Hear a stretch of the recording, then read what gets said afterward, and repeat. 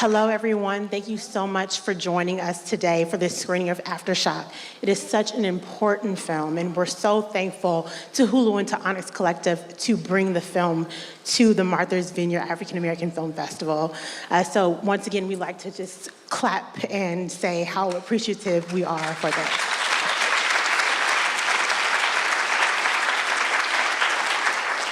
My name is Aramide Tinubu. I am a film critic and entertainment journalist, and it is my absolute pleasure to introduce to you some of the people who made this film happen.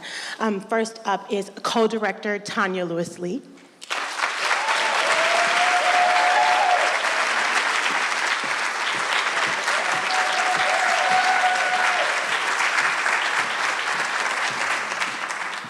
We next have co-director Paula Eilset.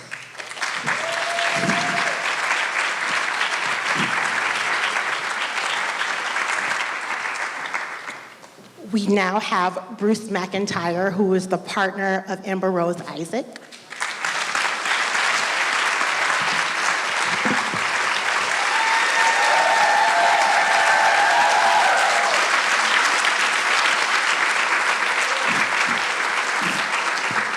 Next up is Omari Maynard, the partner of Shamony Gibson.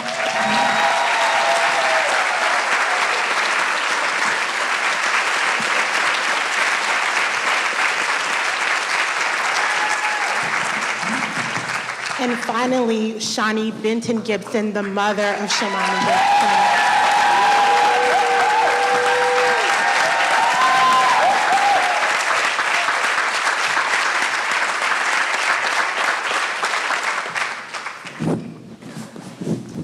So I want to first say thank you all for coming to chat with me today and with all of us.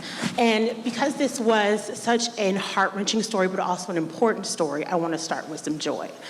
I want to start with Omari and I want to start with Bruce. And I want you guys, if you feel comfortable, to talk to us about some of the joys and hopes that you shared with Shamony and with Amber when you learned about their pregnancies and as you thought about your future as a family. First of all, I gotta say, I gotta take home one of these pillows before we leave. So I'm putting my dibs in right now. Some of the joys for Shamony, she was just dope. She was amazing, and you know, we had a real relationship. And that was my real joy. Like, I've been in relationships before, but Shamony specifically was one that I didn't always want to be in, but I knew that it was a relationship that I needed to have because it was so real. We had real conversation.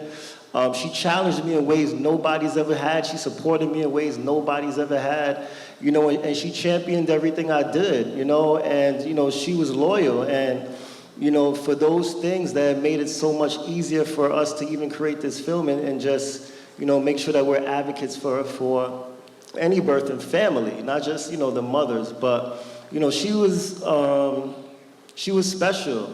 And what I didn't even know, Shawnee told me, you know, a couple of months ago, is that, you know, right after we had Kari, I was done. Like, I'm good. I don't need any more kids. I'm straight. But she already had plans for our third and our fourth. You know, like, she wanted to have a tribe, you know, and she just loved family. That was her thing. She loved her family. So I just wish that, you know, we could create that. But again, it didn't happen. But at the same time, you know, the silver lining is that we're in front of y'all, you know, and we're in these spaces and places where we can really create change for other families and other women. Wonderful.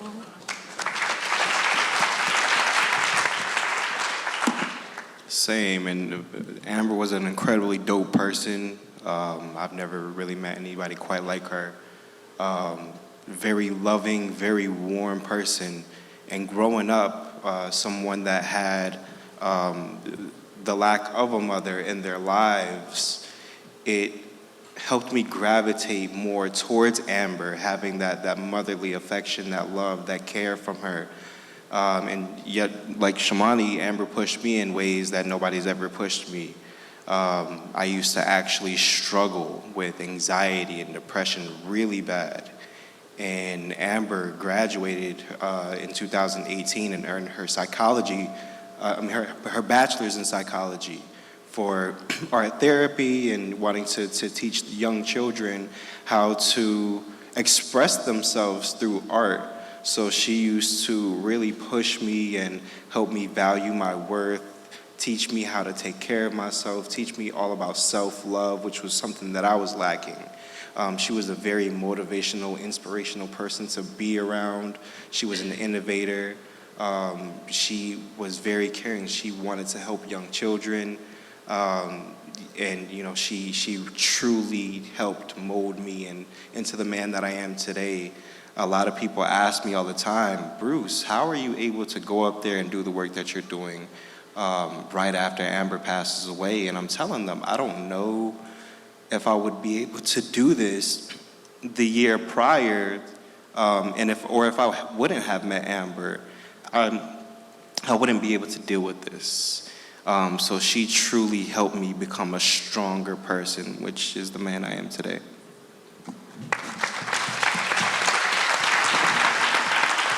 That's so wonderful. And for you, Shawnee, I think the through line in the film is your strength and your ability to keep going and keep going. Where did you find that strength? I know so much of your work has been about reproductive health and justice and healing. What was that like for you, and why were you able to continue to do that? Sure, thank you for the question. It's asked a lot of me. I remember when we had Shamony's homegoing service, and the way I was being was disturbing people. Like, they were like, oh, waiting for me to fall out, to pull her out of the casket, to fall apart. And, you know, my position around it is that I was in this work already, and my daughter has transitioned due to a birth-related pulmonary embolism, and here I am, an advocate and activist for this work. I have to stand and I have to deliver. Not over and against grieving. I absolutely grieved, and I always say you can grieve and lead. And I'm not saying everybody can do that, but for me, it was important for me to continue to teach.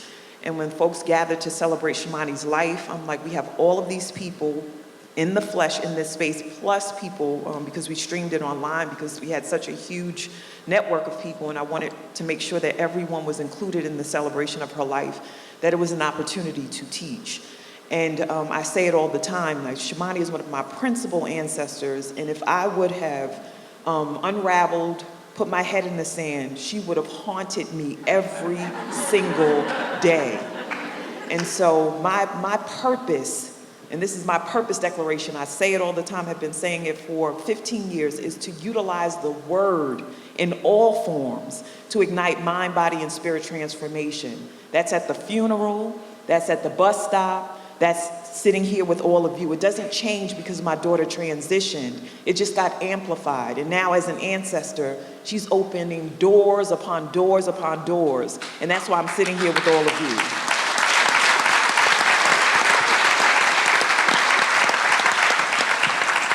Now I want to turn to the directors. I know for you, Tonya, a lot of your work has been about infant mortality. So when did you learn about the numbers for Black women and how bad they'd become from mortality, maternal mortality and morbidity? Well, you know, in my work with infant mortality, I had the opportunity to travel the country and speak with groups of women just about how do we access our best health in general. And often in those groups, someone would come up to me just anecdotally and tell me a story of a woman who passed away from childbirth complications. And in fact, gosh, I want to say it was back in 2000, the very first one that I heard about was the wife of a friend of mine that I had gone to law school with called me and told me that his wife and child actually passed away from childbirth complications. And then flash forward, and then in 2017 and 2018, journalists started picking up on the story and really telling the statistic. And again, with infant mortality, Black babies die at the same rate that Black women die from childbirth complications, 3 to 4 times the rate. So it's been a while that I've been hearing about it. Wow, that's an incredible statistic. I did not know that. For you, Paula, I know that a lot of your work has been about women's rights, and you have a film, 93 Queen, about reproductive and women's health rights in the Hasidic Jewish community in Brooklyn. So when did you decide that you wanted to really unpack what was going on with Black women specifically, and why do a film about it? Yeah, thank you. I came to this story, as you said, as an artist interested in women's rights and lifting up women from marginalized communities. But maternal health specifically was always very important to me. I'm a mom of 4 children, and I've had my own traumatic birth experiences. And as Tonya mentioned, in 2017, a slew of articles came out, and there was one specific article about a woman named Shalon Irving, who was a CDC epidemiologist studying health inequity, and she herself died 3 weeks postpartum. And when I read Shalon's story and then learned the statistics that the US is the most dangerous place in the industrialized world to give birth in, and that Black women die 3 times more than white women, I just felt, I was floored, I was shocked, I was embarrassed to be an American, and I wanted to use my skill set as a filmmaker to uplift these stories and whatever experiences I had in the birth system to help with that. So that's really how I got started in this. Now, I know for you, Shawnee, and for you, Omari, as you're processing what happened to Shamony, you then get a call from these women here. What made you decide that, yes, you would participate in a film and have cameras following you as you're trying to do your work, as you're trying to live, as you're grieving? What made you say yes? Well, I joke, but it's the truth. It's the absolute truth. The phone rang. I don't answer calls when I don't know the number. I don't know about y'all. I'm like, who's this? And then I answered the phone. I'm led to answer, and there's a voice. I'm like, it sounds like a white woman. Who's this, right? And so Paula starts sharing, and she's talking about her work and her desire to do a documentary. And I'm like, there you go, Shamony. You know, opening up a door. And it was just 2 months after she had passed, and Paula was like, can we come and film? And I'm like, I'm going to say yes, because there are no accidents. We don't believe in coincidence in our family. So I'm like, this is divine intervention. And so I said yes, and I said, if nothing else, we'll have great footage, because if some of you don't know, we co-created an event called Aftershock, and it was on Shamony's birthday, 2 months after she passed. Her birthday came, and we wanted to celebrate her life. And so we had that event. There was storytelling, and there was an exhibit of art, and we had a men's group. It was a panel discussion, a lot of intersecting powerful parts. And Paula and her crew came, and it was seamless. And so we were like, okay, I was like, I definitely want to do this. I want to do the documentary, and we're going to press forward. But Omari will speak for where he was at when I approached him, and then also I have another daughter, Jasmine, about doing it. Yeah, I was like an unequivocal no. I did not want to do it at all. And I mean, it was because, like Shawnee said, it's 2 months, after Shamony passed. I was at my worst state I've ever been. Like, I've never felt so emotionally drained before. There were feeling emotions that I never felt before. I was angry, I was anxious, I was depressed. I was looking crazy, I was feeling crazy, and it wasn't something that I wanted to do. So after talking to Shawnee and just really recognizing the opportunity, because opportunities like this, they happen once, if you're lucky, So, and like she said, at the very least, we would have had footage of our family to show our children, and our subsequent children after that is something that will live forever. And so for that, I was with it, and I knew that I was covered. I knew that Shawnee would not steer me wrong. I knew that she would be by my side the whole time. I knew the community would do the same. So at that point, it was pretty much playing with house money. I was in after that. And to piggyback off of that, Omari, your work as an artist, you've really been so instrumental in reaching out to other partners who have gone through what you and Bruce have gone through. What made you want to do that after you said initially no to this project? So that was what I naturally turned to. For those 2 months, November and December, I lived in my basement pretty much. Like I was in my basement every day crying, painting and crying. And I was moving this emotion of grief in a way in which I could create something and physically see something beautiful created by something so devastating. And after we did the exhibit, after we did Aftershock, I had a vision. It was a calling. I had Shamony's talking to me. She just said, keep painting pictures of me, basically.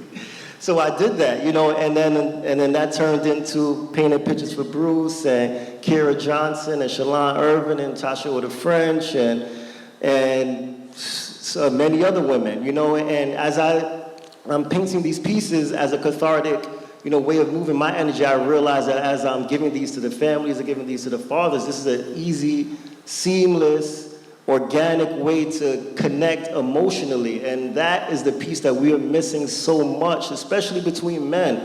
Like figuring out how to just drop the guard and be emotionally invested in each other. And that's what I saw the work doing, so I knew that that was the path. Wonderful.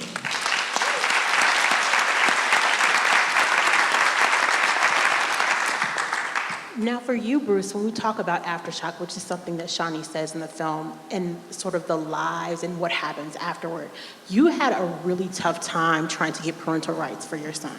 Can you talk, if you feel comfortable, can you share with the audience and with us what happened after Amber passed away?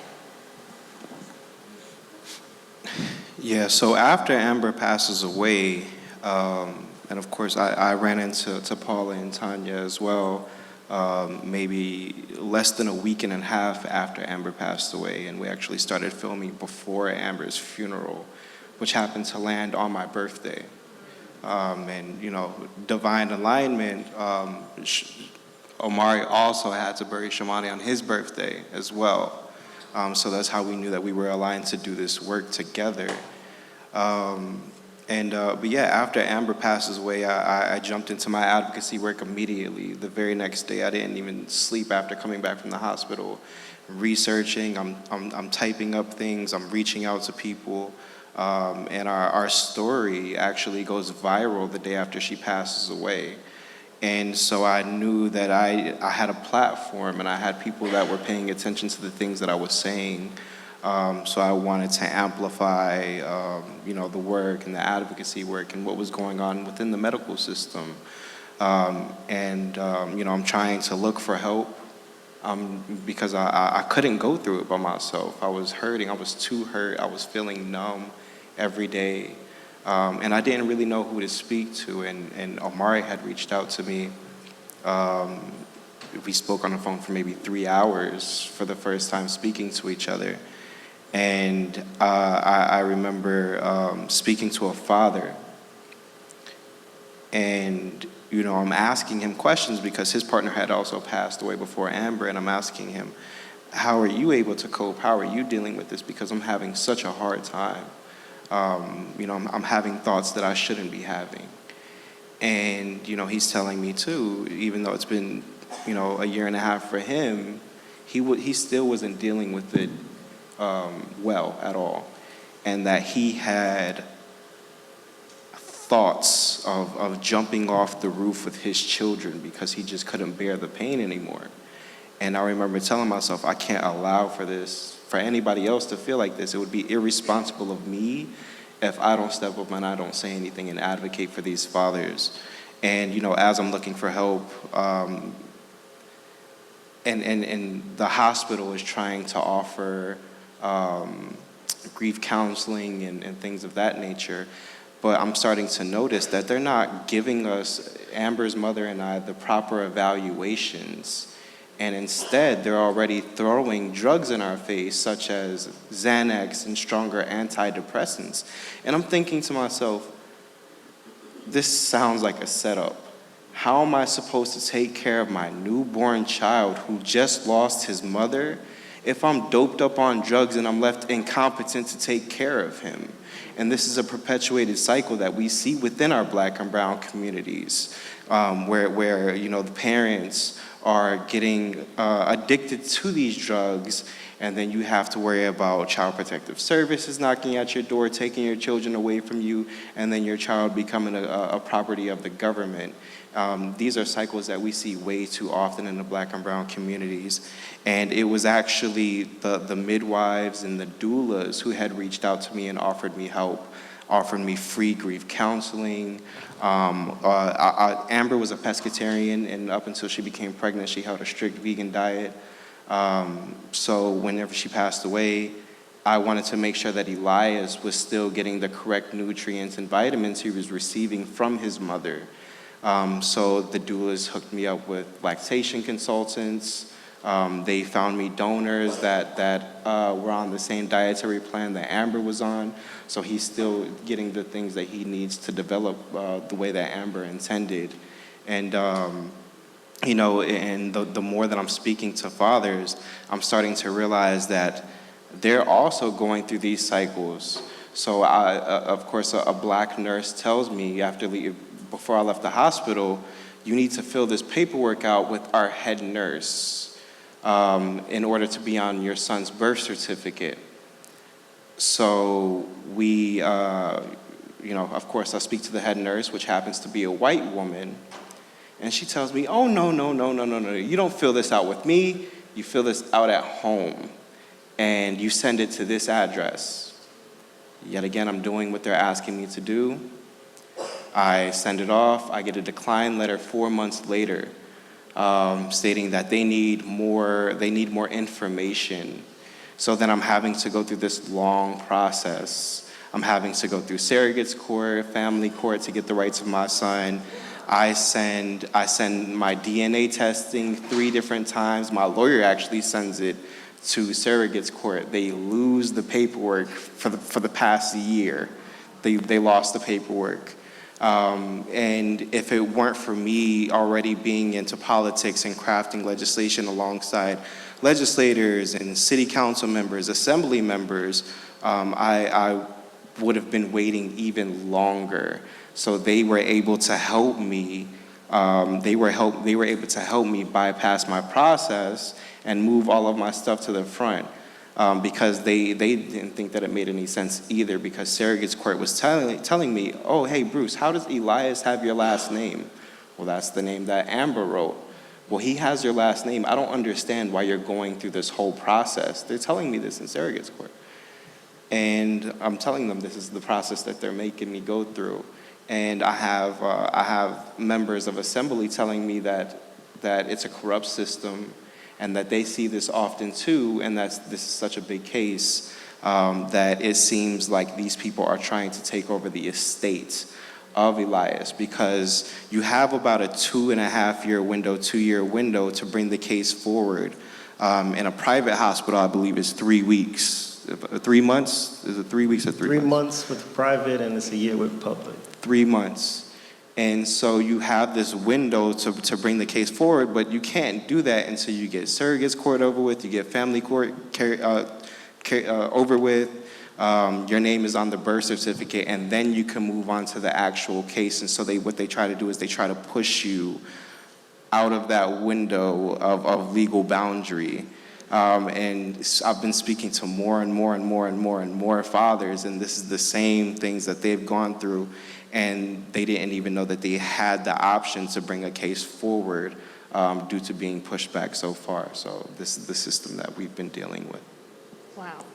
Oh, and also whenever you don't have these things, right, as a father, you're unable, you don't have access to Social Security benefits that are supposed to help the child.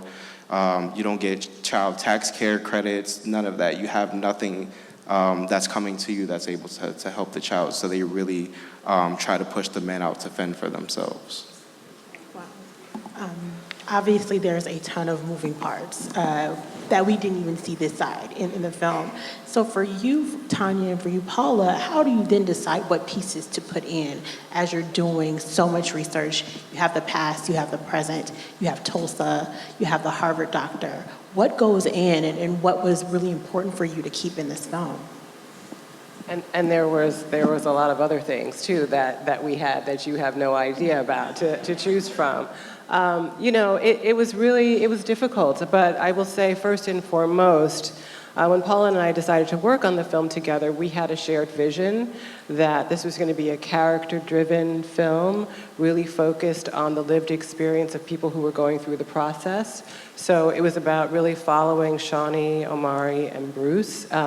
Now, we were shooting through the pandemic, so that complicated things because we were limited in how we could gather, and I'm sure, there were other events that they were going to do. Shawnee is a performance artist. I know we would have captured her performing and put it in the film, but we didn't have the opportunity to be able to do that.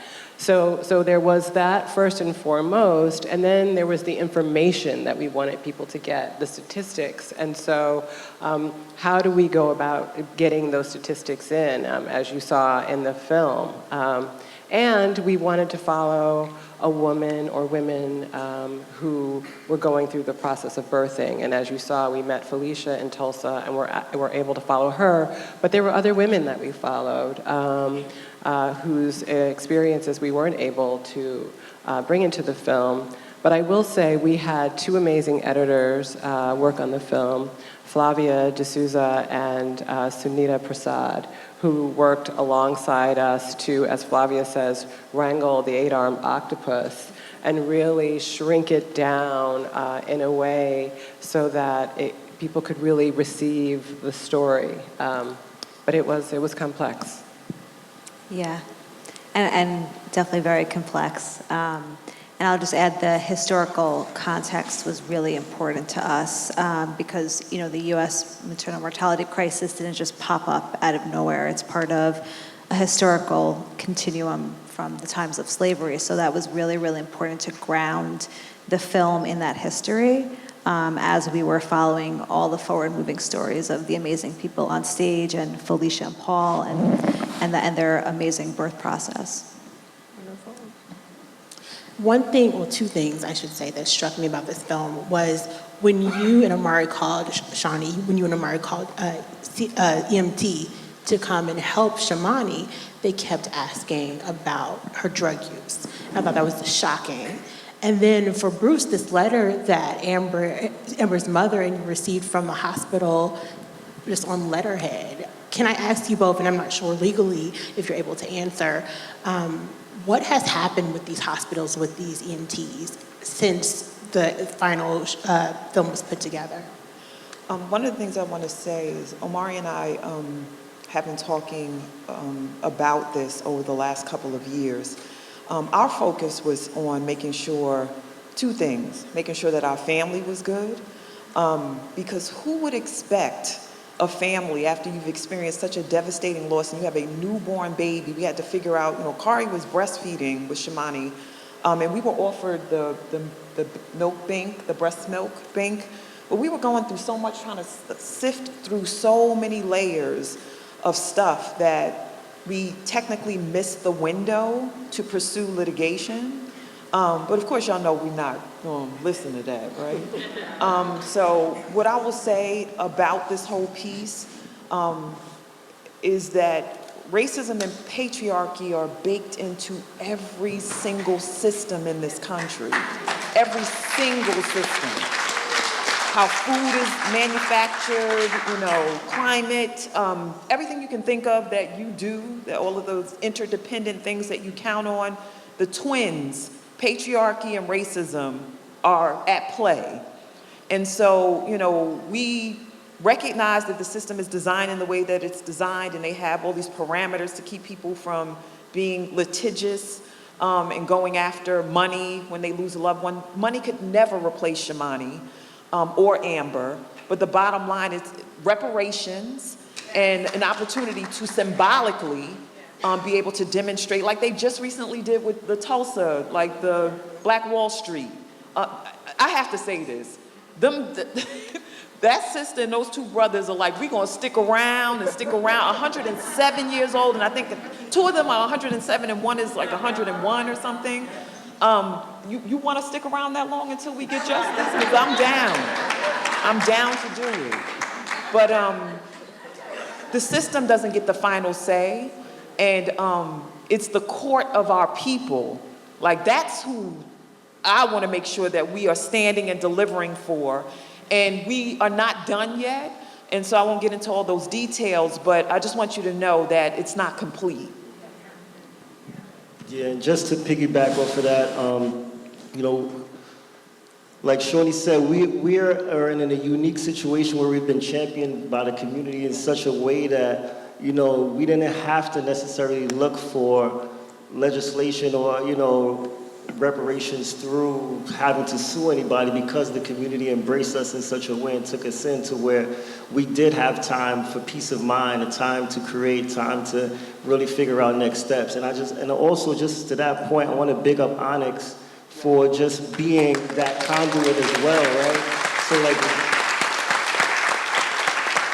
in creating this content and understanding that Black curated content is so important in telling these stories, because it allows for covering as well, right? It allows for support. It allows for so many different, it allows for men to say, I can give my brother a hug. It allows for people to say, I can go to the hospital and I might not know everything, but ask the doctor if you saw Aftershock. It allows for families to understand that mother-in-laws can get along with son-in-laws, right? It allows for all of these things, you know, and, you know, so Onyx, ABC News, of course, Films, bringing that to light and putting it on a stage such as this is, you know, it's unprecedented, you know, and this is really about what we talk about, changing the system. This is a part of it.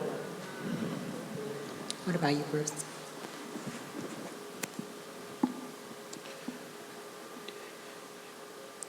Yeah, it's been very surreal with everything that's been going on, and like just to piggyback off what he said, it's cool to see this on film. How we're changing the stigma on Black men, we're changing the stigma on Black families. Like he said, like I'm in a space where I know that there's power within my vulnerability, so I'm able to show love to my brother as well, able to speak positive affirmations to him. Very grateful for Tonya and Paula also, and the work that they've been doing, and how they were giving us space when we needed space. If there was something that we didn't want to do, we didn't have to do it. They allowed us to work on our time, move through our emotions, and also let us know that they're supporting us, and that we have support from our communities. We have support from each other, that we're always here to uplift each other, and just seeing the phenomenal work unfold, and of course seeing Black excellence, and seeing what the intellect can do, and the power of the intellect, the power of the mind, body, and the spirit, and what you can truly do when you work together.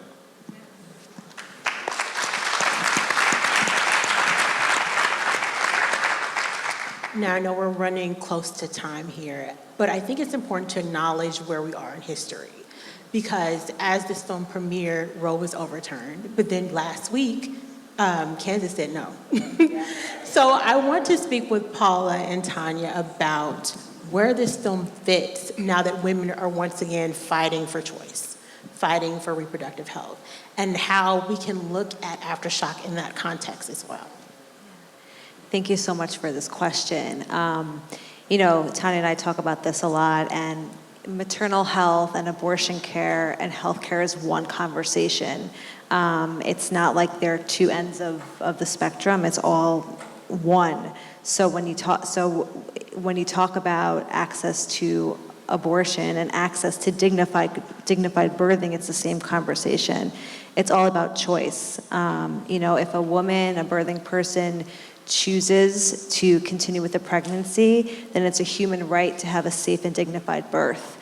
And with Aftershock, we want to showcase that choice and that empowerment, and that birthing should be an autonomous thing, just like, you know, it's a human right whether to carry a pregnancy or not. So it's one conversation. And the only thing I'll add to that is, I mean, in a way, I'd like for people to view Aftershock right now as the definitive film on reproductive justice in this country. Black women have always been at the center of reproductive justice. Often we are pushed aside in the whole conversation as white women sort of claim it and co-opt it. And I ask our white sisters to allow us to be centered and to hold the film up, hold Black women up, say Black women matter, and use Aftershock as a tool as we now continue our fight for our reproductive justice and our autonomy over our bodies.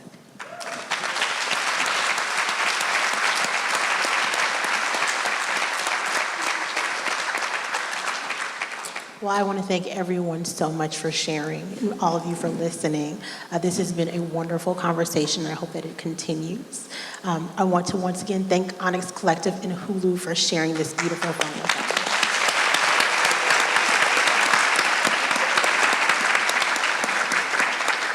Thank you all so much, and I hope that you stick around for the rest of the festival. Thank you. Thank you, guys.